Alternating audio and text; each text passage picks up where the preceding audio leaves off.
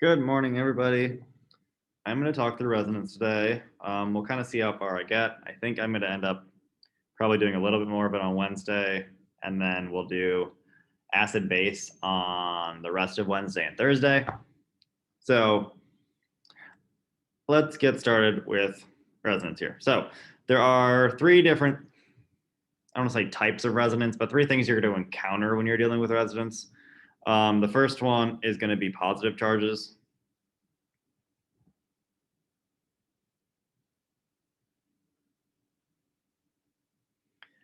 The second one is going to be negative charges.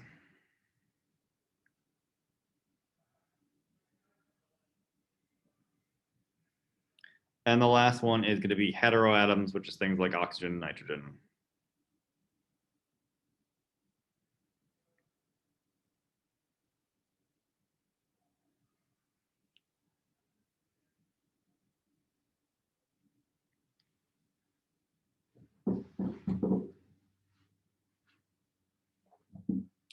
Positive and negative charges are going to behave pretty similarly. Heteroatoms are going to kind of throw a few cogs into the mix, but we'll get through it.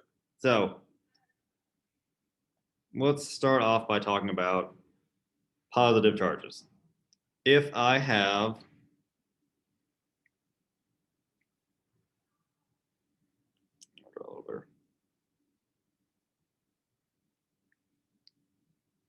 this compound here, or I have a positive charge and a double bond next to it, what this really symbolizes, if we think back to the orbital discussions we've been having,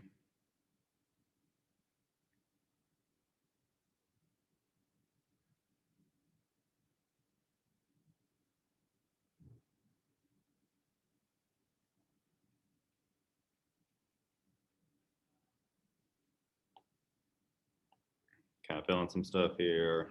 So these are sigma or single bonds.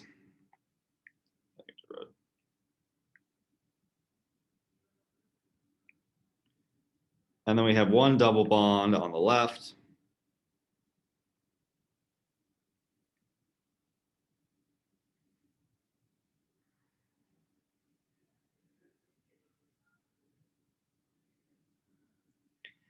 And what this positive really is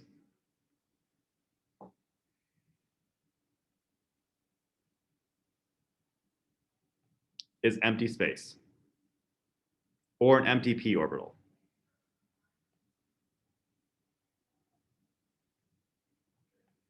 So if we look down at our drawing at the bottom here,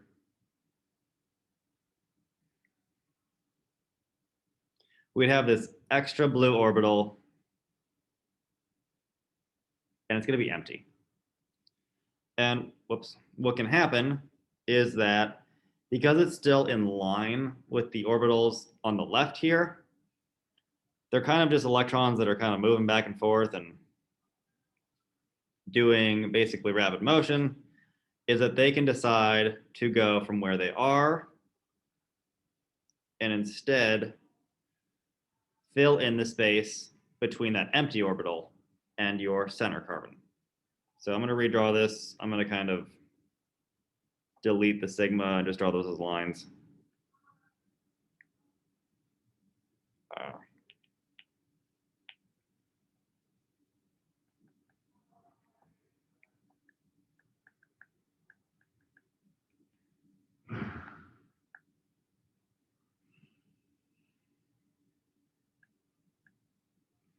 But essentially what that'll do is that'll now fill the bond here.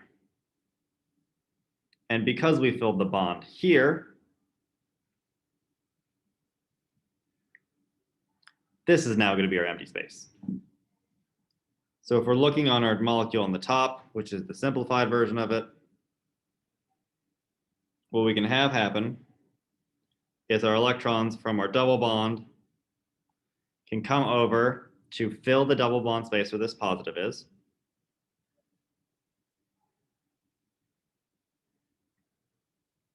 Because we filled this space,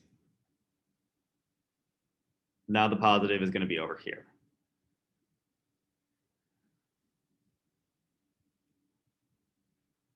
Okay, so let's look at a slightly more complicated version of this.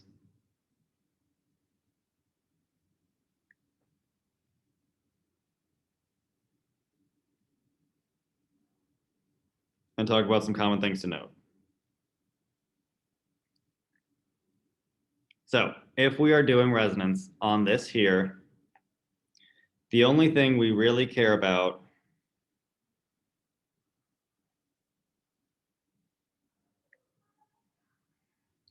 is going to be this, where our double bond is and our positive is.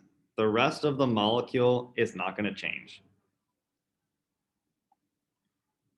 So when we're doing resonance structures, and I'm going to delete this box here,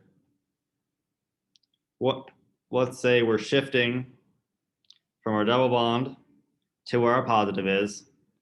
The rest of the molecule we didn't touch. And even the sigma bonds we don't even touch. So when you're drawing your product from this, you can just start by drawing in this carbon skeleton.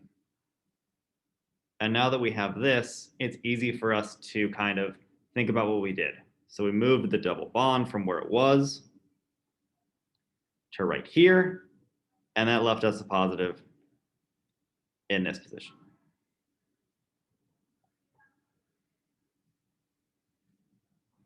If we do it on a slightly bigger scale, so let's throw in some more double bonds.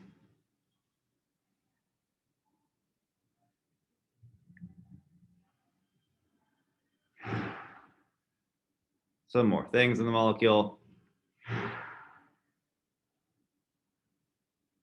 Again, the only thing we really care about, I'm gonna actually make these double bonds a little bit further away, make it a little easier to circle them. When we're doing resonance here, all we're gonna care about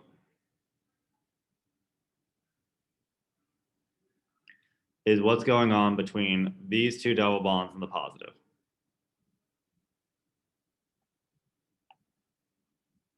So when I have two double bonds, usually I tell people to just take them one at a time. It's the easiest thing you can do. So if I shift this first double bond over,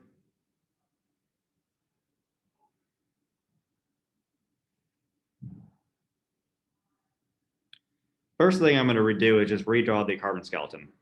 We didn't touch the single bonds, so you can just redraw all of those. If we look at our arrows, this double bond here never got an arrow, so it can just stay where it was. And now we're only dealing, we've basically broken this down to this little microcosm right here. This is all we're dealing with. So we're doing the same thing we just did. I shifted the double bond over. Oops, well, it's red now. I put a double bond here and make it black. Not a lone pair, not doing that yet. Which puts my positive in this position. I'm going to erase this top example. So now I have two different possibilities for what I could do. I could either have this double bond, that's the wrong thing. This double bond come in and fill this space. And really what this is going to do is just push us back in the other direction. And generally you don't draw the backwards ones when you're doing these. You're just going to keep kind of moving forward. So we can ignore this. This should be a double-sided arrow. Whoops.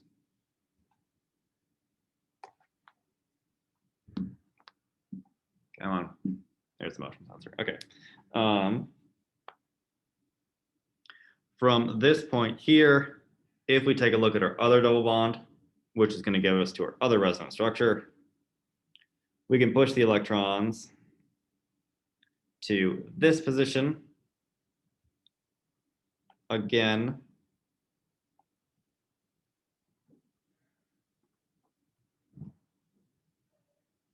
yeah, so someone asked in the chat, the carbons with a positive charge not have a full octet. Yes, they don't. That's why the double bond is shifting to try to close it. You're trying to make an octet, so you're just kind of like constantly moving to try to do that. It's like kind of like a whack-a-mole type of thing, where you don't have a full octet here, so then it switches over, but then now you don't have one here. So it's going to switch over and just kind of like constantly be going back and forth.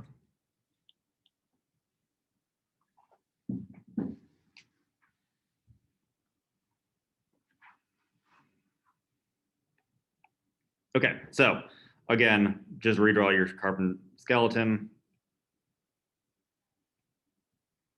We didn't touch the double bond on the right, which means the only thing we've been dealing with is this little section here, where we shifted the double bond to close that positive and then made a new positive here.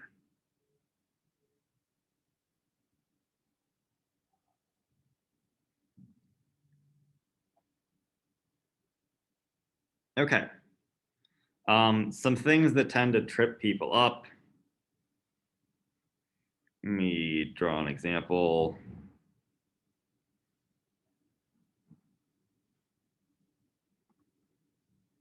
Are any of these structures better than others? So there's a question, are any of these structures better than others? Kind of yes, kind of no. The reality is that none of these really exist for more than like a fraction of a second. You're constantly in this like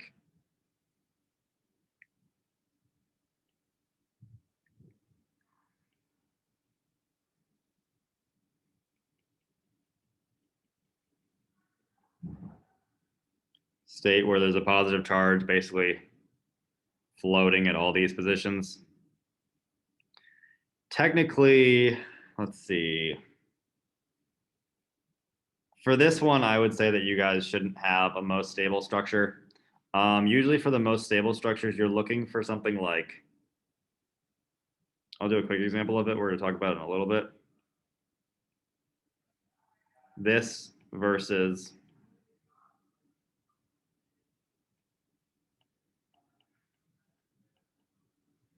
this here, where you have one of them that has no charge and one of them has two charges. And in that case, this one is the most stable.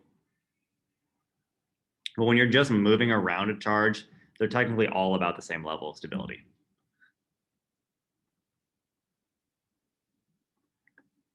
Okay, so I'm going to give you guys a couple of these to draw through. I'm going to give you guys 2 minutes to kind of try to do them. One thing to note beforehand,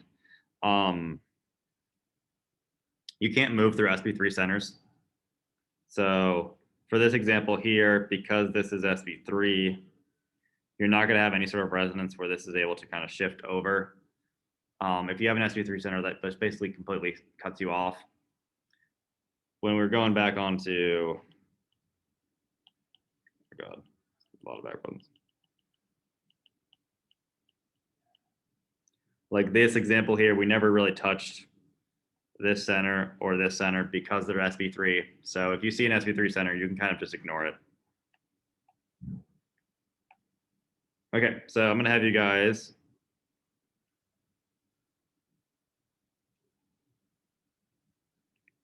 go through these two examples.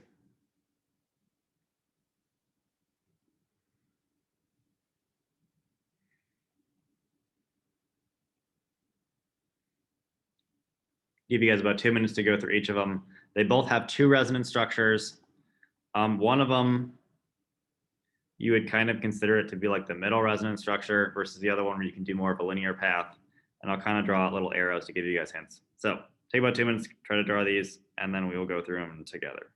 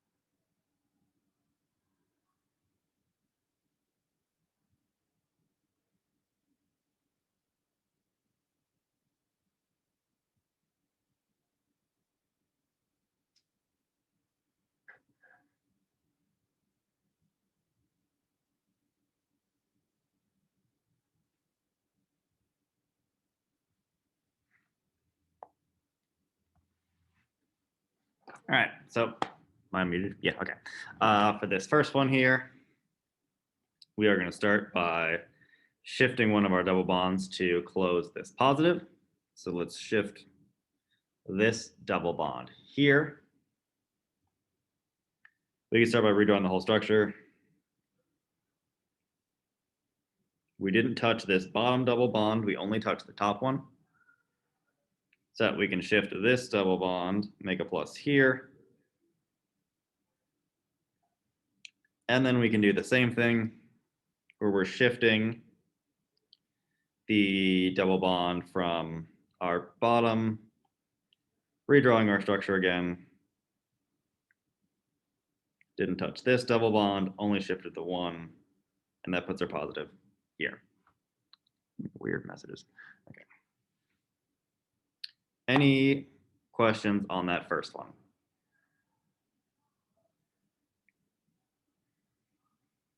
Okay. Our second one, I kind of hinted that we're starting in the middle of the structure. So I have a question about the second one. So if you move the bottom bond, it's not going to be filled octet. Is that okay? say it again. So if the second arrow you did for the first structure, the octet will not be filled for that carbon, the bottom. Is that okay? Yeah, so you're always, wherever you have a positive, there's not going to be an octet. And that's kind of the point, is that you're moving these bonds to try to fill it. But then when you fill it, you're making a new position that doesn't have it. So you're kind of like, it's constantly trying to fix the problem, and it's just creating a new problem at the same time. Okay, so for the second bond, could if I have moved it to the other side? Like moving it here? Yeah.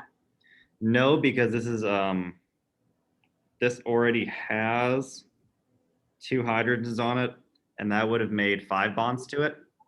Okay. You can't make 5 bonds to a carbon. Okay. So when you have those sp3 centers, you kind of just ignore them. Okay, so for this next one here, I'm going to move the one on the left first. So if I shift this one on the left, I can start by redrawing my molecule.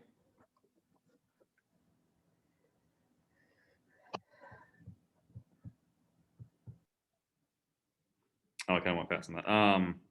So this is the part of the molecule we didn't touch. So we shifted the double bond to here, putting our positive on the other side. We could also have done the other double bond. So I'm going to do that in blue instead. So if instead we shift this double bond, we can get a different structure.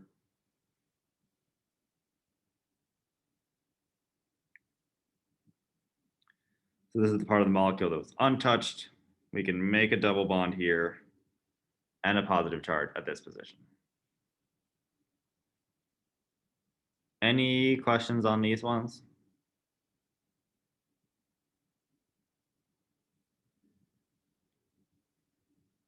Okay. So I have the questions because that's on the right. So we cannot do the both at the same time, right? No, if you tried to do them both at the same time, you'd get too many bonds. Because there's already an H here, you'd end up making like 5 bonds and filling it in. So it really does need to be a stepwise thing. Got it. Thank you. Yep. Okay, so negatives are very similar. The biggest difference being in the fact that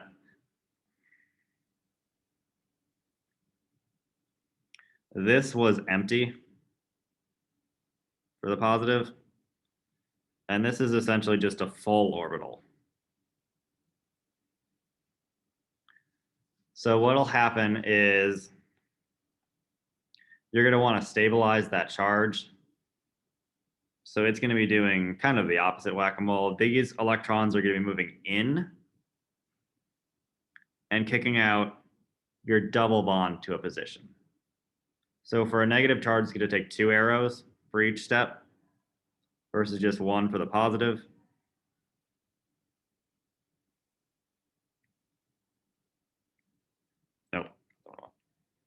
So we moved the double bond to here, and now our negative existed at this position. Versus on the right here for a positive, we were shifting our double bond over.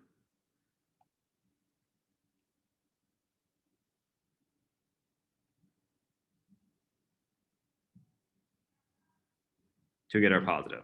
So you kind of get the same end result. The real difference is what you're doing with the arrows.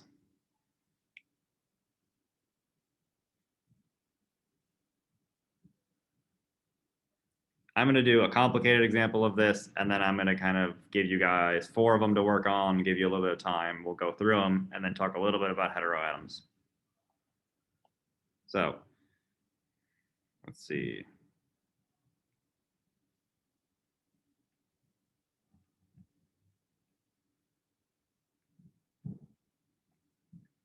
If I take this example here, so I'm always going to start on a negative by using my lone pairs to make a new double bond. And then when I make that double bond, I've filled the position and it's going to have to kick this one out to its furthest carbon.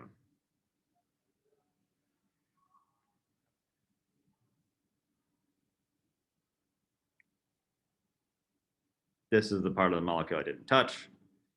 Now we made a double bond here. When I kicked out those electrons, it made a negative in this position. At this point, I can do the same thing. I can go try to attack this position, kick these out.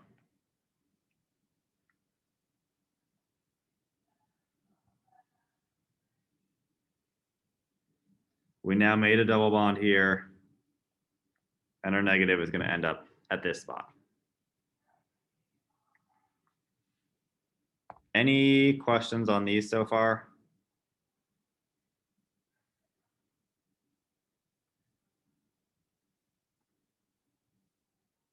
Okay, I'm going to draw out 4 of these, give you guys a minute to work through them, and then we'll start talking about some hetero example ones. Heteroatom example ones.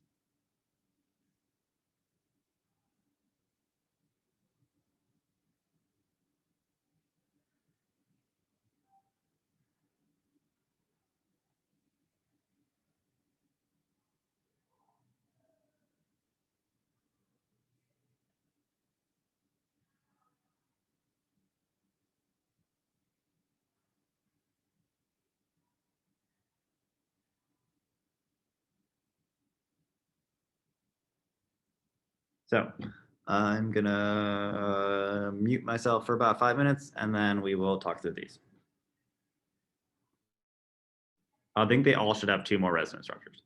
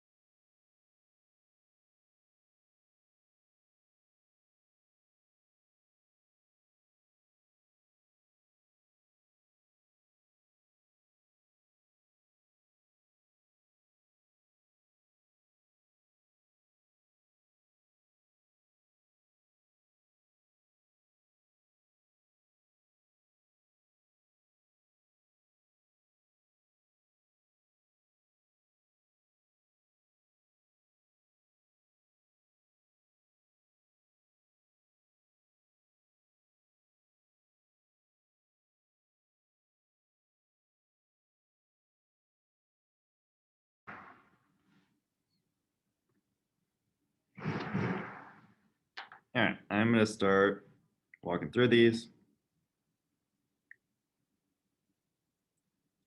Okay, I muted myself.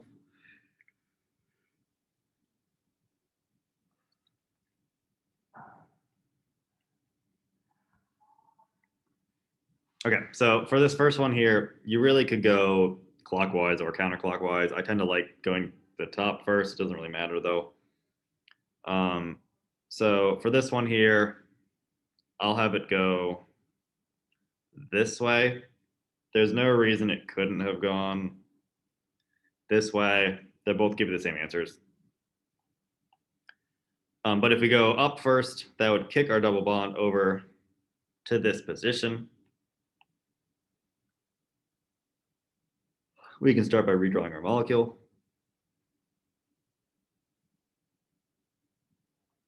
If I'm remembering with a methyl off of it, this double bond did not get attacked at all, so it stays where it is. We made a new double bond here, and that puts our negative in this position. From here, this can attack our other double bond.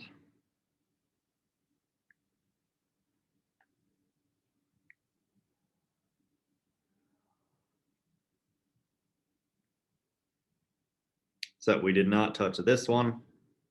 We made a new double bond in this position, and that generated a lone pair over here. Are there any questions on this one?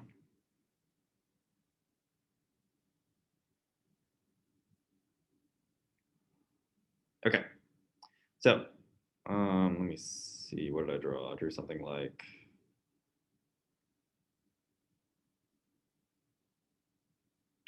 oh, I'm forgetting now. Oh.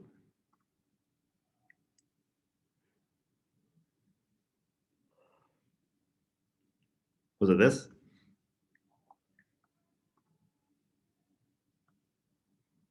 Yes. Okay.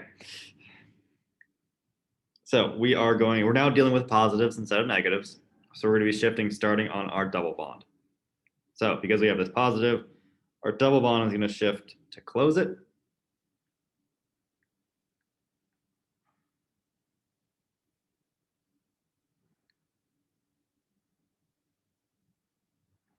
So this is the part of the molecule that was not touched at all.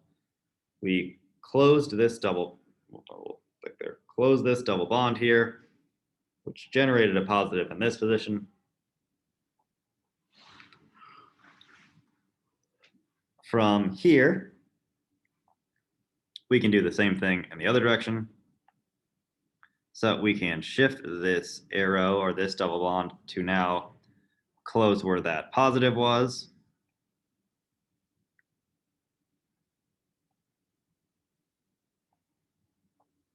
Part of the molecule we didn't touch. We made the double bond here, which generated another positive at this spot.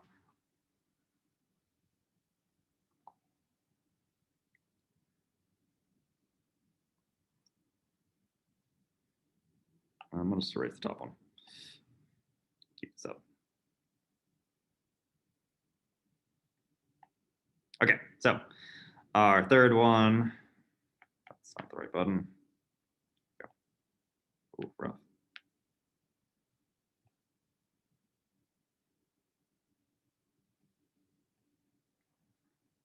Involves a negative again.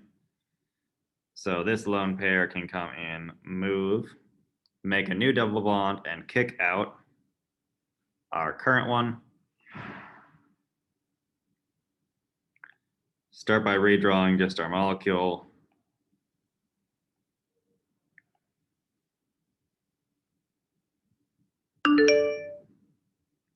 We made a double bond here, which generated a negative at this position. We can do this whole thing again. We can attack the other double bond, kicking it up.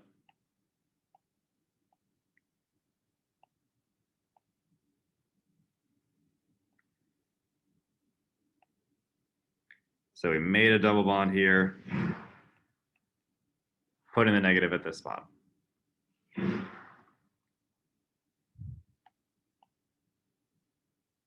Last one is another positive example.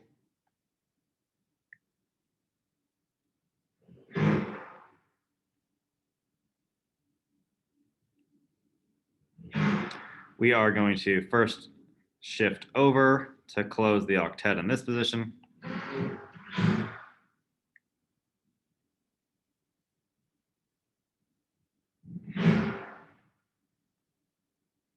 And then we can do that one more time. So shifting this double bond down.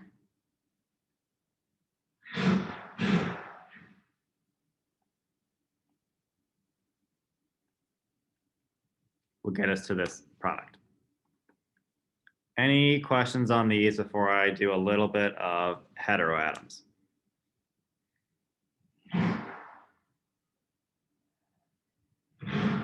Okay, so now we're going to start dealing with things like what we talked about at the beginning. Or not at the beginning. Someone asked a question about like our most stable structure. So if we have oxygen, and I like to do oxygen as a double bond first.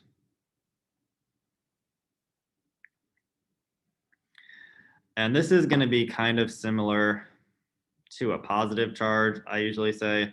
You're going to kind of go through your typical arrows that you've been using for that. If you have a double bond on here, what you can do is you can push the electrons up to this oxygen. And when you do this,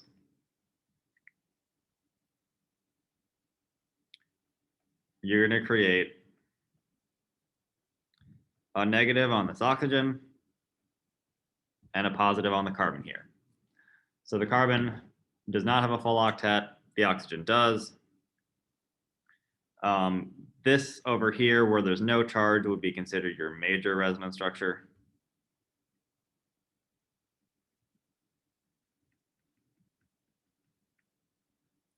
Although they both technically have them. But they both technically have, both these resonance structures both exist. If I make it more complicated, and this is going to be why I think of it more like a positive scenario.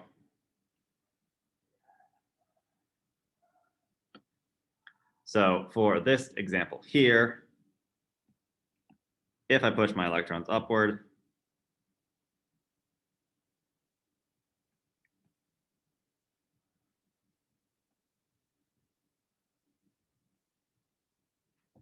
I can make a negative on the oxygen and a positive on this carbon here. From this point, we're doing what we've been doing. So now all we're going to have happen is this can shift over and we can make another resonance structure. We know how to deal with positive charges. We've been doing that all day. Actually, I'm going to get rid of, let's just draw this part. So this is the part of the molecule we didn't touch. We made a new double bond here. That put our positive in this position.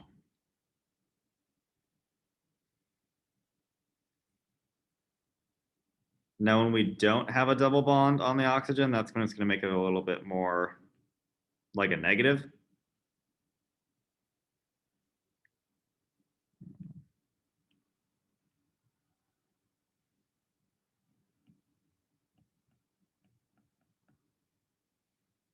So let's take this example here.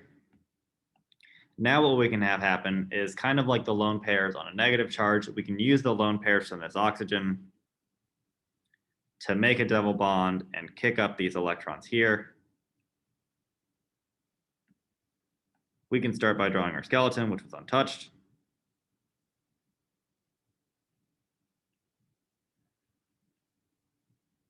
We made a new double bond.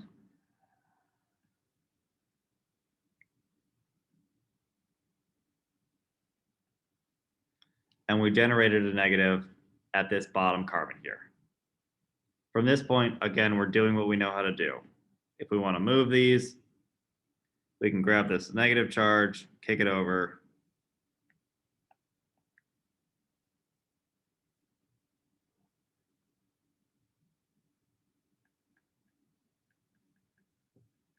This is the part of the molecule we didn't touch. We made a new double bond here.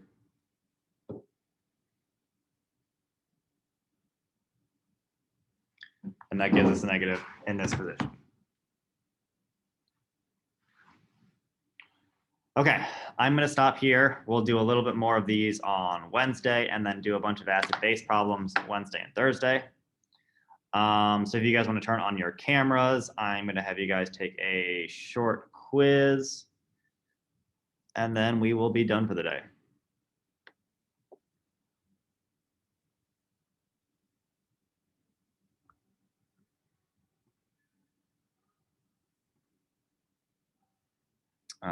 Let's see.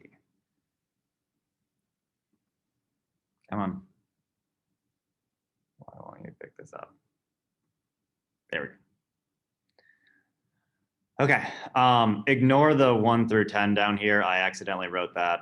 It was part of the old quiz. I just haven't updated that. Just so you're just going through each of these and drawing the total dipole moment. So it should just be one dipole arrow for each of these molecules.